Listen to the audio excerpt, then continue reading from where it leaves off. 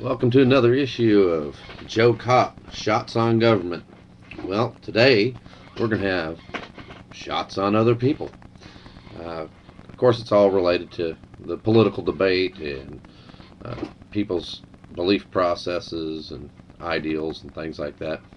I want to thank somebody, and I won't name the names. There's only two of them that suggested that I quit while I'm ahead, stop recording the videos and everything. Before I get into that, though, I want to do my segment called Moron on Blast. Today's Moron on Blast is myself. Uh, Went to the beach today. That's why we're sporting a nice tank top. And the tan you see in my face is not really a tan. Stopped by my best friend's place and helping him after we've been rebuilding a motor for the last 2 weeks. And he thought he had it all together, so we were priming the carburetor there with some starting fluid and whatnot, and we got a little bit too much in there, so burnt off my eyebrows and my beard's gone and everything, kind of singed that. Looked like I'm wearing some guy liner on my eyes. Done that several times in the past and everything, and actually stopped doing it the first time today. I think we might have overkilled it trying to crank the car over, but needless to say, I was a moron because I knew it was going to happen, and I did it anyway. And the funny part about it is everybody thought it was a big deal and everything, but I still, when I was told by my son that there was a part on the engine was on fire, I didn't even stop and reach down and put the fire out by blowing on it. So that's our episode of Moron Blast, so I can make fun of myself just like I make fun of everybody else. I want everybody to remember, as much as I want this to be educational, I want what I'm doing to be fun. Anyways, back to today's topic, which is people that want me to quit. First, I gotta say, it's not even 1 out of 10. I actually wrote a note down saying 1 out of 10 people might ask me to quit, but there's actually 2 people out of a couple hundred people so far that have already seen the broadcast, the videos that I've put between here and YouTube and other social media. And for the most part, everybody takes it in jest and realize it's just me being me, talking about the things that kind of irritate me.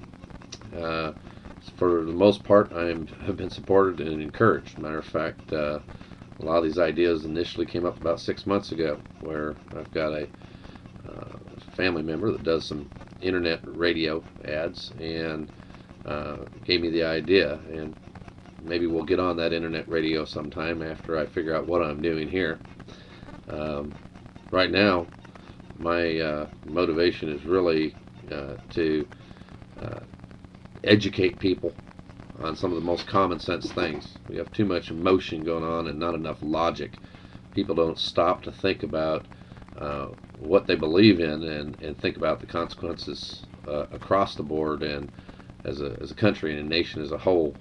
Too busy worrying about the things they think feel good. So get back on our topic today, and I wanted to kind of put on blast those two people that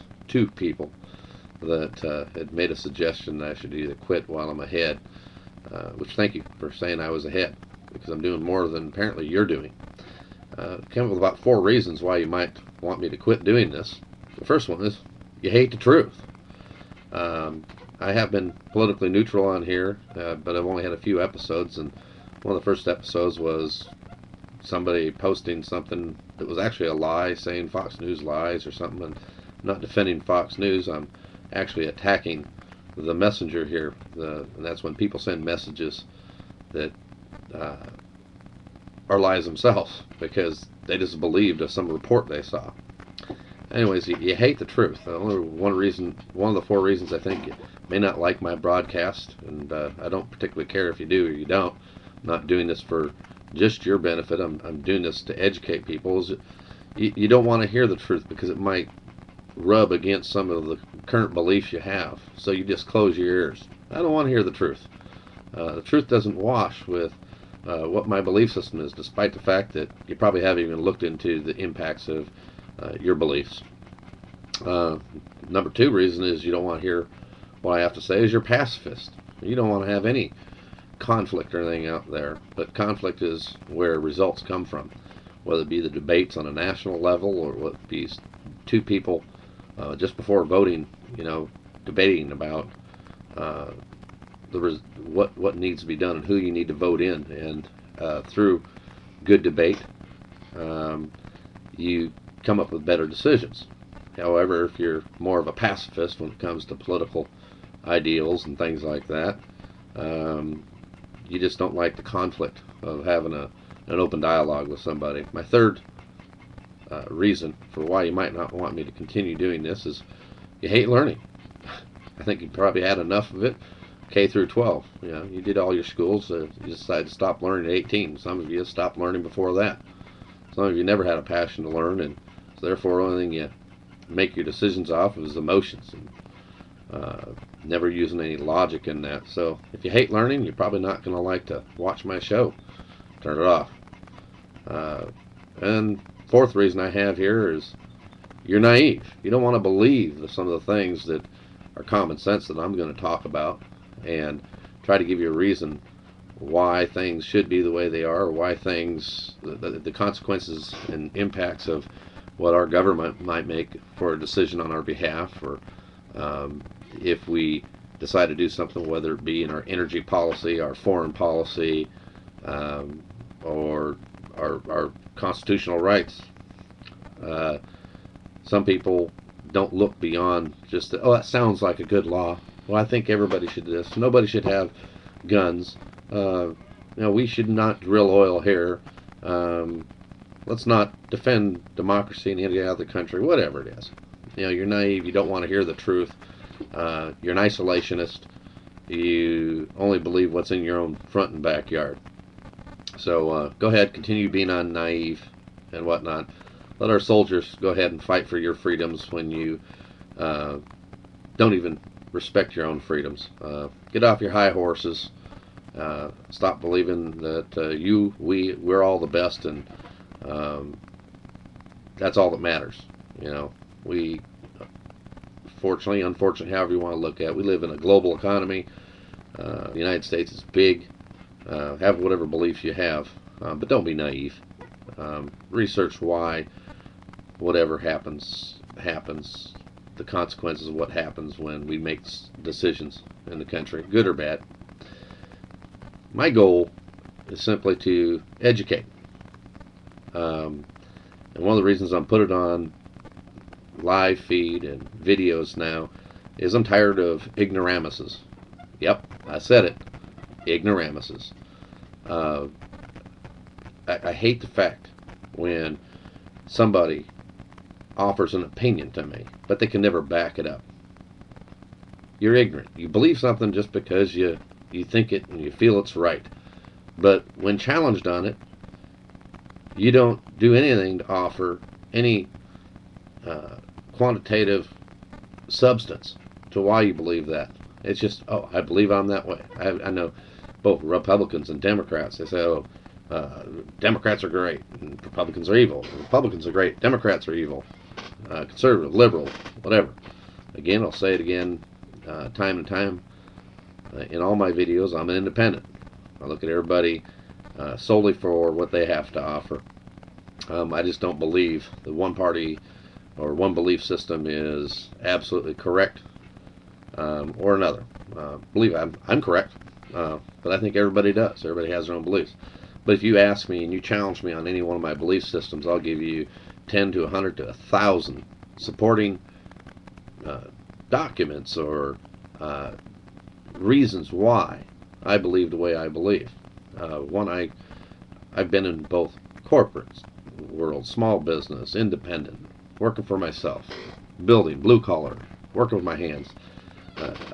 I've seen it all across the world, so I do believe I have a lot more experience in several aspects of things.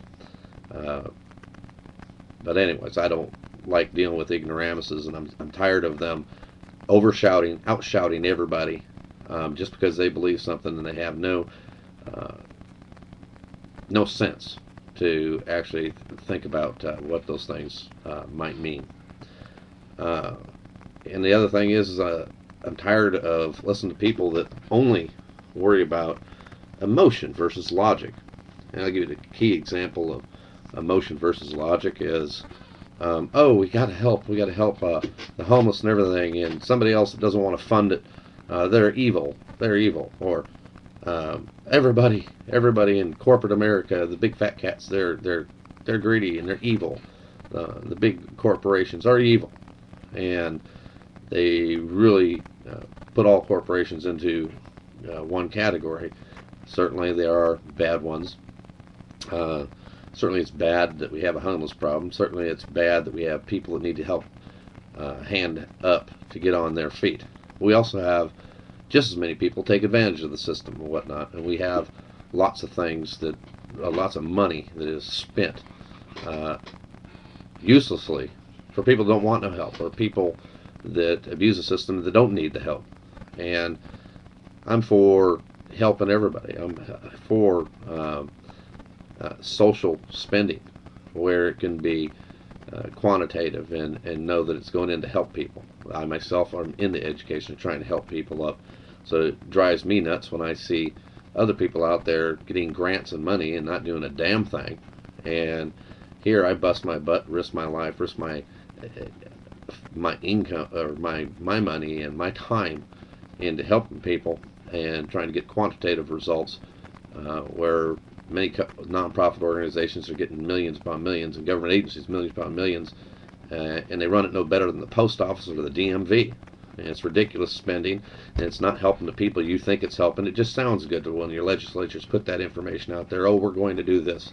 Well, that sounds good to me. Well, why don't you look into it a little bit and see if it's really helping somebody. One of my examples I like to use is if you had $10,000 and you had a guy that run a t-shirt shop, and then you had a group of bums sitting out there, and you say, look, I want to take this $10,000 and I want it to mean something, but I also want to be sustainable. And definition of sustainable in government speak is something that is ongoing, continues to grow, and continues to be, if you want to call it, profitable or positively working, ongoing by itself. It can sustain itself and continue the gift of giving. Do you give $10,000 to a guy that has a t-shirt shop and he's invested all his money and all his time and energy buying a storefront and paying a lease, getting the lights turned on, got all his equipment, got all of his ideas ready to go, and the only thing he's needing is a initial investment for his inventory. And once he gets that initial investment, he's already got buyers. So he sells that off, and then in turn he keeps on expanding because of his profitability, and makes a move to hire another person on. And as he becomes more profitable and expands his t-shirt shop, he continues to hire more and more people on. Next thing you know, maybe he has a franchise, hiring thousands of people nationwide. Or do you give $10,000 to the bums that you know are going to go down and buy some wine, or have a party for a week? I don't know. If you made the choice, where do you put the $10,000? That's all I'm saying. Think about the impact of when money goes out in our government. What's it really being spent on? So, what you can do about my being on the air here, you can quit watching, you can learn something, or you can come up with your own logic. So, that's my broadcast for today. This is Joe Kopp, Shots on Government. Good night.